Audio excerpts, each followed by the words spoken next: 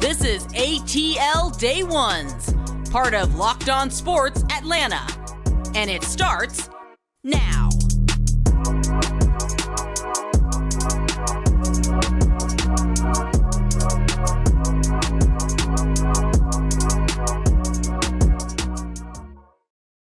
Welcome into ATL Day Ones with Jarvis and Tenitra. Just want to say thank you for making ATL Day Ones your first listener today. And remember, we're free and available wherever you download your podcast. And wherever you download your podcast, make sure you leave us a 5-star review. We really appreciate that in advance. Also, we are on the big screen, Amazon Fire and Roku. Check us out. We are doing big things right here on ATL Day Ones, part of Locked On Sports Atlanta, coming up on the show today. Before the season started for the Atlanta Hawks, I said that a player on that squad would have to play like Dennis Rodman. And it looks like he's starting to do it. We'll talk about that. And in the deep dive, if you're going to play like a rookie quarterback, give me the real thing. And last but not least, in for the culture, Wakanda Forever drops today. Y'all already know what time it is. But before we do that, we have to talk about the Hawks getting that dub last night, T, against the Philadelphia 76ers. A lot of people say, oh, they came in hurt and all that stuff. Forget about all that. They have a super, uber, duper star and Joel Embiid, and the Hawks were able to pull that bad boy out. And here's the thing. If you look at the record across the last few years, the Hawks have pretty much owned the Sixers. They're like right there at ownership, if not outright ownership of the Sixers. And this was a game where it wasn't about who was or wasn't there. This is an issue that, they've had all along, because here's the thing. Onyeka Okungwu and the guy that you mentioned and teased, Clint Capela, did the job that they always do. They pretty much always have the number of the bigs for the Sixers, right? And it wasn't any different last night. Does it mean that you can completely shut down Joel Embiid? No. And that's not actually what they aim to do most of the time. Most of the time, it's to contain him, because he's a big, similar to the bigs like they've seen a couple nights ago, the Raptors bigs that give him a little bit of trouble, right? And, you see those kinds of bigs that have the ability to move around and not just play interior, right? Those guys usually give them some challenge, but last night, like you said, Clint Capela said, not today. So, yeah, you can talk all about the play of their guards, not our problem, not the Hawks' problem, because, hey, the Hawks are down a guy, too. Hawks are down a couple guys, too. Trae's 100%. Bogey's still not back, so miss me with they don't have James Harden. Oh, well, you know what? The Hawks played the team that took the floor last night, and they beat them. But most importantly, like you said, it wasn't just about the team effort and the fact that they had 6 players in double figures, number one, or I'll say number 2, and then I'll go to number 1, because I want you to have that shine because you called it. Number 2, I'll defer to my guy, Onyeka Okungwu, who had a nice bounce back game with 10 points and 11 rebounds. But really, it was your guy, Clint Capela, who set the tone at both ends last night. When you think about it, like the Hawks have won 4 out of their last 5 games, right? I'm going to run off the last 5 games for Clint Capela as far as rebounds. 10, 19, 12, 19, 20.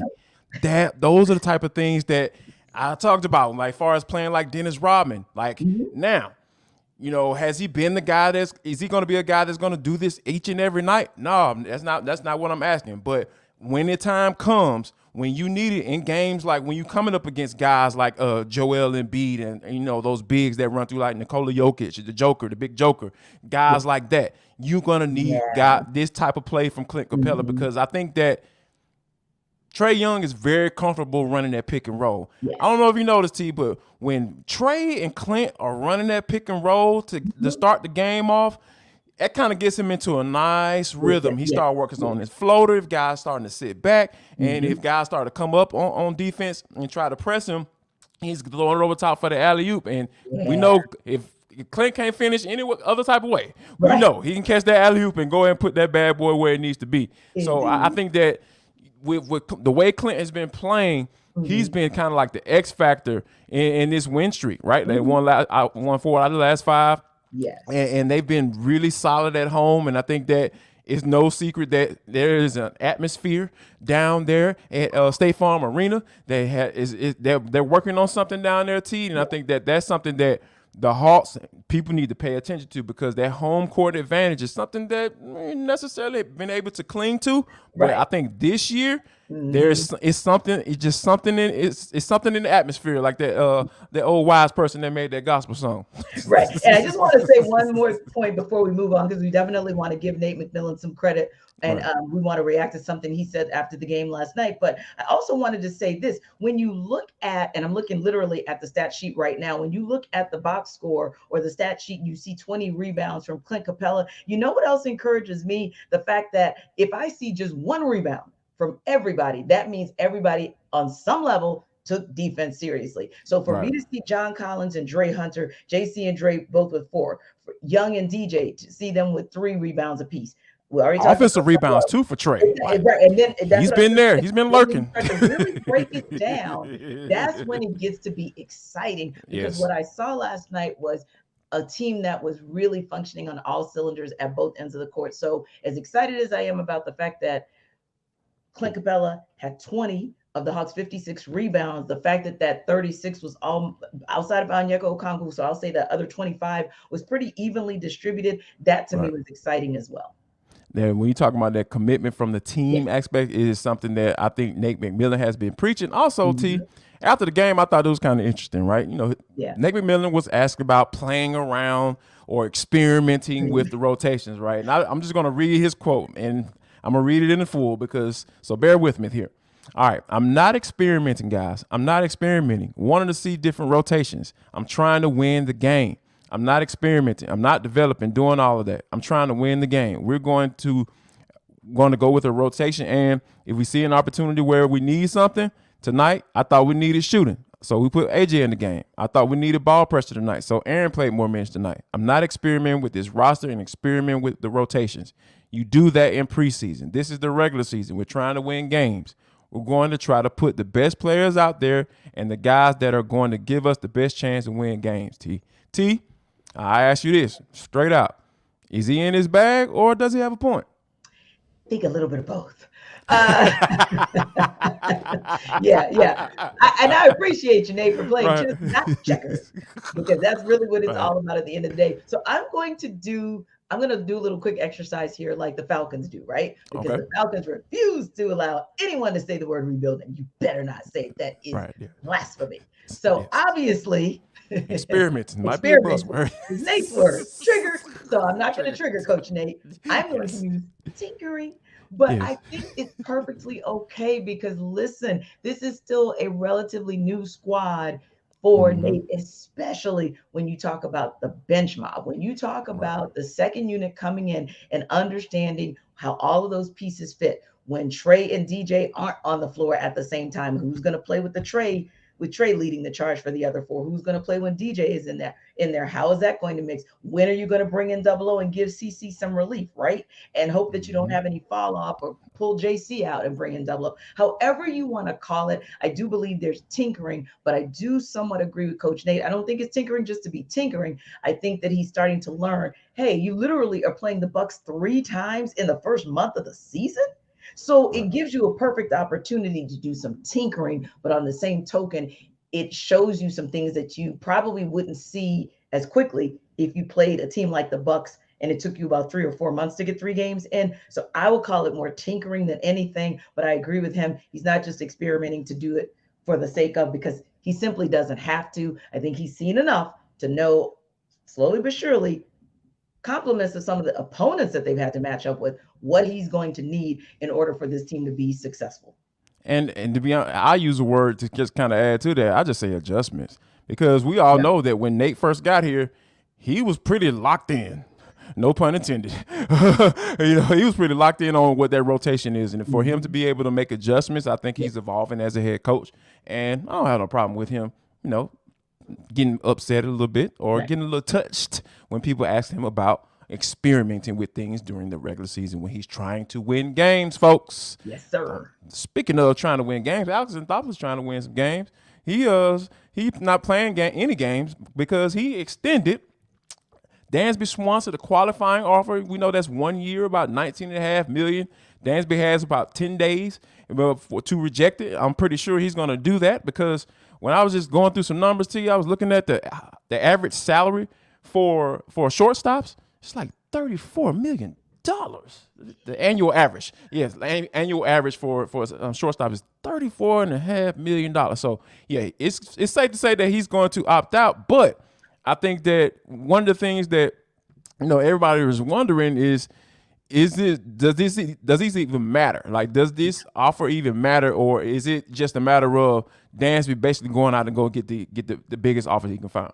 Yeah, I think it's one of those things where the offer doesn't really matter on Dansby's part, by the way, because for the Braves, it at least gives them the opportunity to say, hey, we gave him the qualifying offer. So should he reject it, should he decide to, take his talents elsewhere, then they're able to get a compensatory pick, essentially, right?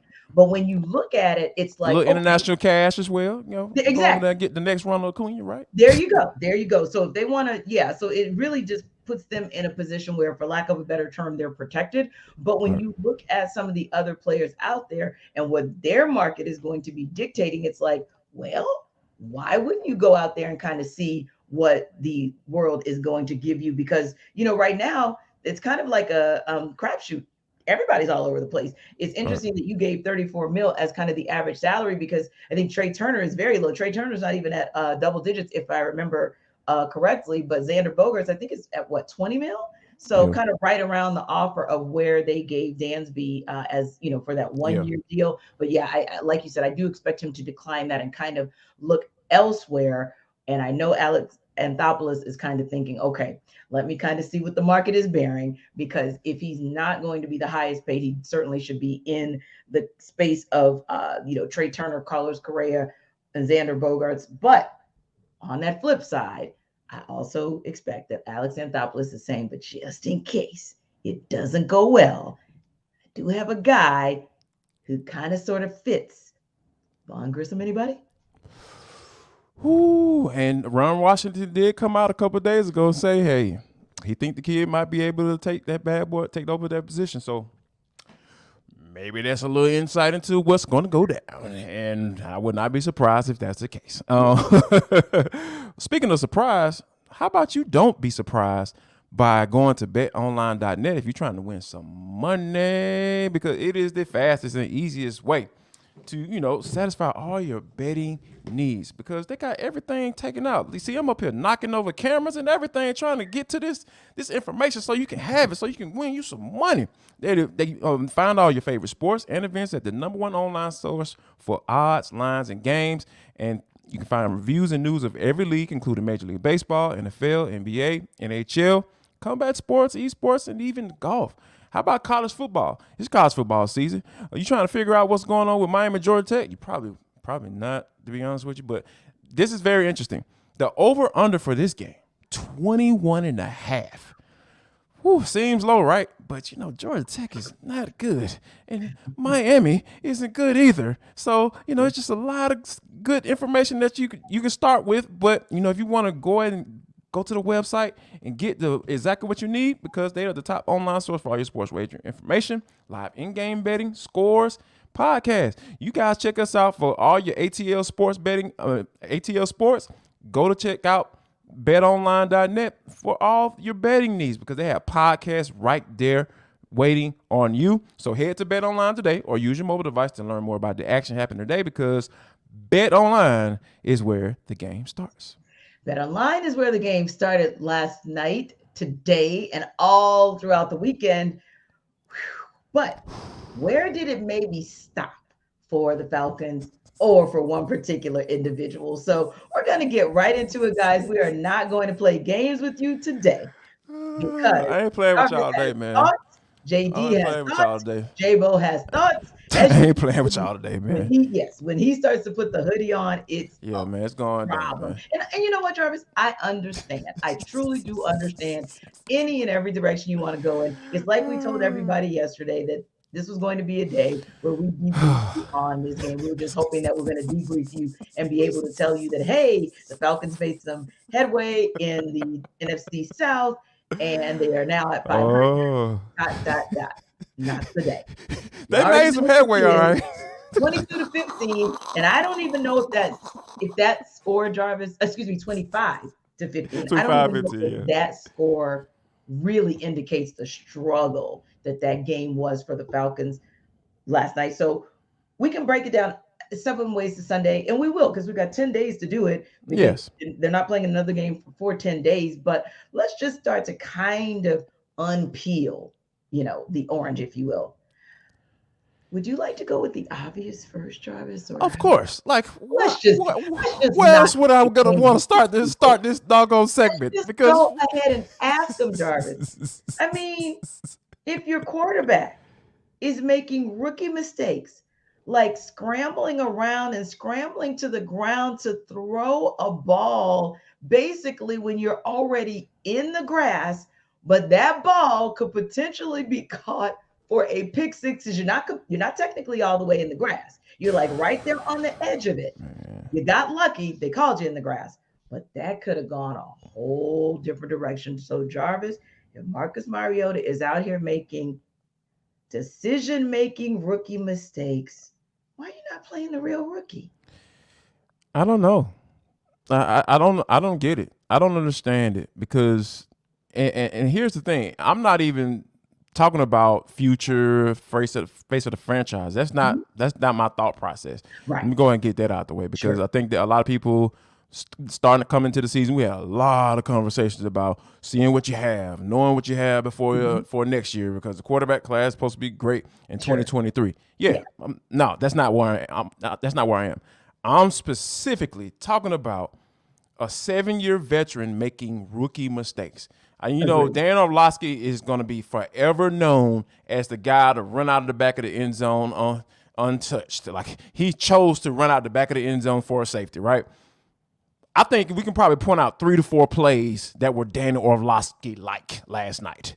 And Dan Orlovsky was a career backup for the most part. Mm-hmm. So that's what we're talking about. Yeah. That's what we're talking about. We're talking about a guy who's supposed to be projects as a career backup. Yes. And you drafted this dude last year, in mind to say, hey, this is a guy that we feel like we can work with. Mm-hmm. And for all the people saying, well, he's going to make those rookie mistakes every game.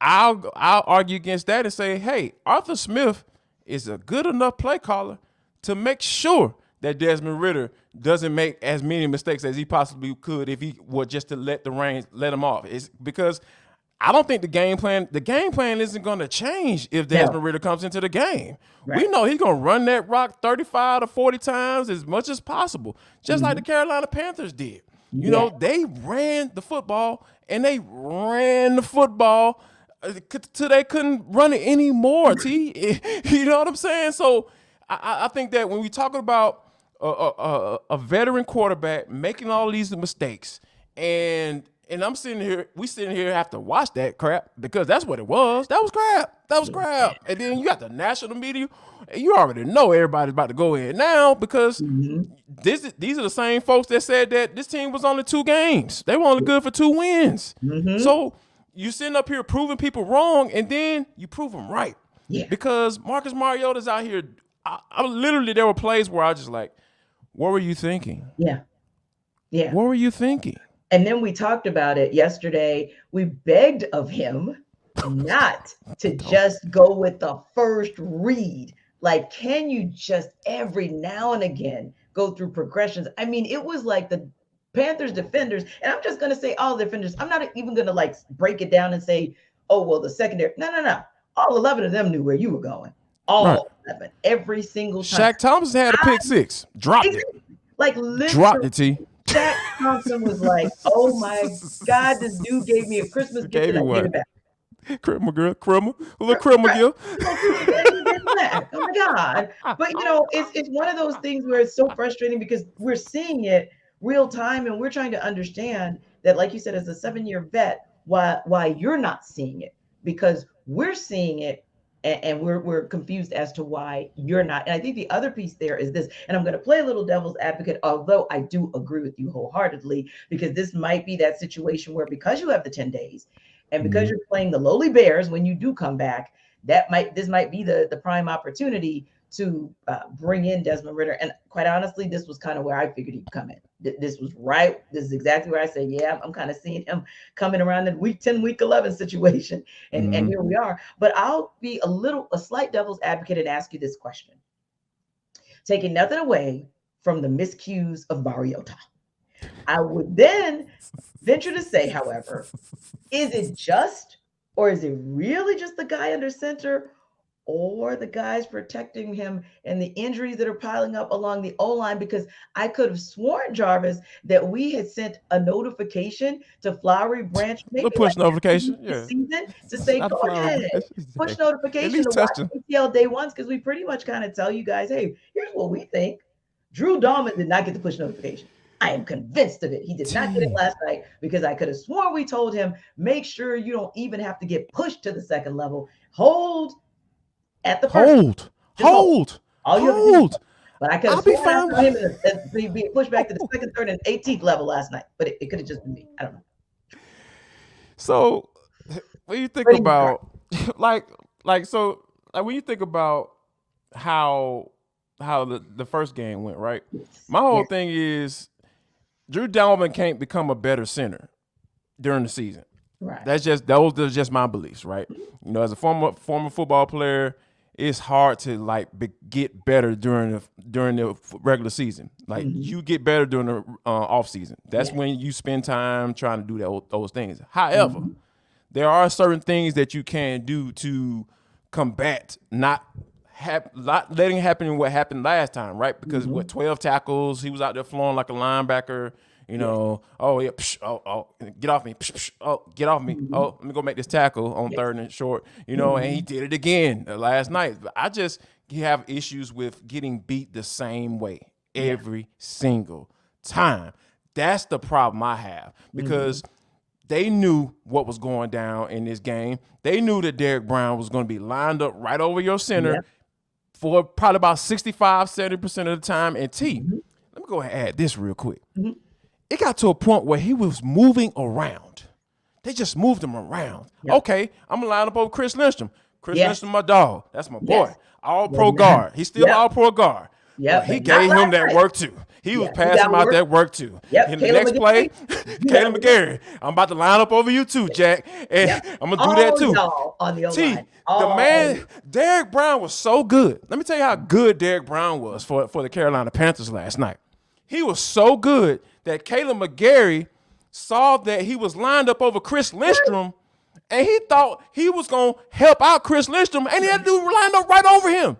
He was lined up directly over him, and he had his head turned. As soon as the ball snapped, he turned his head inside to where Derrick Brown was. I was like, Brown, and it's like, no. How is he that good? Yeah. How is he that good?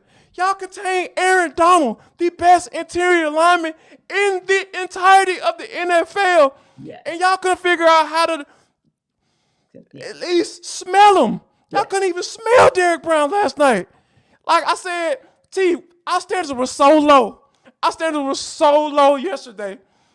We literally said, at least touch him.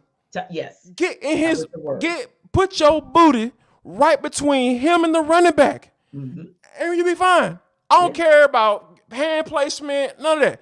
Just put your bottom, your glutes. Put your glutes between the running back and Derrick Brown, and you couldn't even do that. And you try to block him when you ain't supposed to, and let the man line up directly over you. You let him just run, have a free pass to the quarterback. How's that okay? How is that? That is mental crap. Mental crap. You weren't prepared. Frustrated. You weren't prepared, T. You weren't prepared. I'm sorry. At all. And if you think we're frustrated or that we have serious reactions and we get triggered, oh my goodness. Here on Locked On Atlanta, we get triggered here over the first listen. But if you guys just kind of like triggering and you like petty and you just want to really hear some reaction, then you need to go to Locked On Sports today, because that podcast is going to give you all of this and then some. I was on that last night too, T. I was trying to hold my mule. There you go. This was not this was not just the big story in Atlanta. This story was all over the place, a head scratcher for everybody. So this is the biggest story of the day so far. Instant reactions that you're going to get from those guys, big game recaps. And the reason this was big is because, once again, it just plays into the hand of the cray that is the NFC South. So they're going to be talking about this. And just like we do when we talk about For the Cultures here on ATL Day Ones, of course, those guys have their take of the day. And oh my goodness, don't you want to hear what the heck their take of the day is on this game? Probably saw it last night trending, but we're not going to actually call that name out. They're probably going to talk about it. So if you want to know what's going to be trending in their take of the day segment, check them out on the Odyssey app, on YouTube, or wherever in the world you get your podcast, just like you check us out wherever you get your podcasts, and download us as well as check us out on YouTube. So, Jarvis, just one more question before we wrap this up, because my God, there's so many layers that we don't even have enough time to go into it. But real quick, we talked about the cray on offense, but it would not be fair if all we did was talk about the cray on offense and we did not at least point to one cray on defense that made you just kind of like take the fingernails and go down the chalkboard. I know. 26 carries, 118 yards. 3 touchdowns. You come back 10 days later and you give 232 yards rushing. I'm at a loss. You got whooped. Lorenzo Carter, it's time for you to sit down, sir. All the organization. Your time is up. Rotational guy. That's what you are. That's exactly what you are. I want to see D'Angelo Malone and Arnie Ebiketie go in there and figure it out. Yeah, because those guys have flashed. They have flashed. I've seen enough.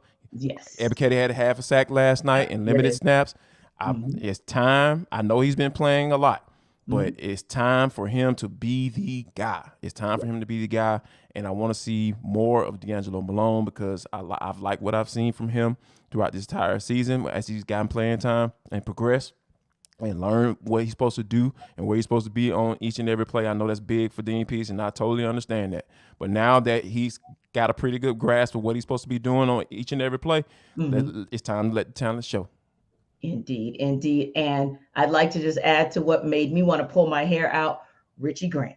When you are given a gift, you have to lay hands on that ball, and you have to do your best impression of prime time and get yourself all the way taking that ball to the house. You just don't get those types of gifts that often. And though I know there were so many moments in that game where you could point to somebody who could have made a play that could have made the difference in the game, that one for me, I'm like, come on now, Richie. That could have been the game winner, T. That could have been the game winner. You simply cannot imagine that.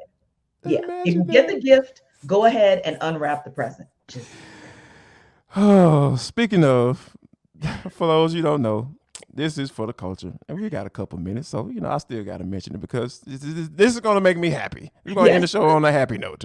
So this is For the Culture. It's an intersection between sports, entertainment, and culture. Sometimes what the hell we want to talk about because that's just how we get down on this show. I think most of us was Falcons and talking about that porous defense, but we're going to end it like this. T. Wakanda Forever comes out today. I've been racking my brain trying to figure out when I'm going to go see it because I do want to go see it this weekend because you already know what we're about on this show. That's how we get down. But I know you may have a little different feel about Wakanda Forever. Your thoughts? Yeah, I'm not sure I'm ready. I probably will wait for you or friends of mine to tell me, like, it's so amazing. Like, you have to see it. And yes, you're going to miss T'Challa. Yes, you're going to miss Chadwick Boseman. There will be moments, but that they honored him so well. And it was such an amazing script and an amazing cast that you feel like it was a good catharsis for you, just like Ryan Coogler, the director, said that it was for him. So I'm hoping that's what you guys are going to come back and tell me. But until I hear that, I'm probably just going to have to pause because I'm not sure. I don't know. I'm not sure I'm ready. Yeah. I mean, I get it. I totally understand. And that's one of the things where, you just kind of work your way through it because I know I feel like, man, y'all should replace him. And now that the movie has come out, it's just like, maybe they did the right thing, you know. And I've been hearing like a lot of people saying stay after the credit, stay after the credit. So I'm looking forward to it. I'm excited about it. So we're gonna definitely check that out. We hope you continue to check us out right here on Locked On Sports Atlanta, making us your first listen today. Make your second listen Locked On Sports today. I made an appearance on there and I did not cuss. So yeah, I'm proud of myself. So yeah, go ahead and check that episode out. You know, I was on there. Today's episode, go check it out right now. Make that your second listen today. They have the take of the day. They cover all the big stories. It was a huge story that the Falcons debacle last night. So yeah, go and check that out. And also make sure that you come back on Monday, T, because what we're gonna have for the good folks. More Falcons breakdown. We're still going to be reacting to it because we know that you guys are triggered. Of course, and we know you're going to still be reacting to it Monday. We've got 10 whole days to break it down, remix it, throw it around, come back, and all that good stuff. So that's exactly what we're going to do. We also hope that we can tell you guys that the Hawks made it 2 in a row against the Sixers as they head on the road to take on Philadelphia in Philadelphia. And of course, as always, anything else that's up, around, and down on this scene in Atlanta sports, we will tell you guys about it. So have a good weekend. I know it's a little rainy out there, but hopefully you guys can tell us. You go see Wakanda Forever and drop us a comment and let us know what your thoughts are. You guys tell me if I am actually ready to see it. Y'all come back now, you hear?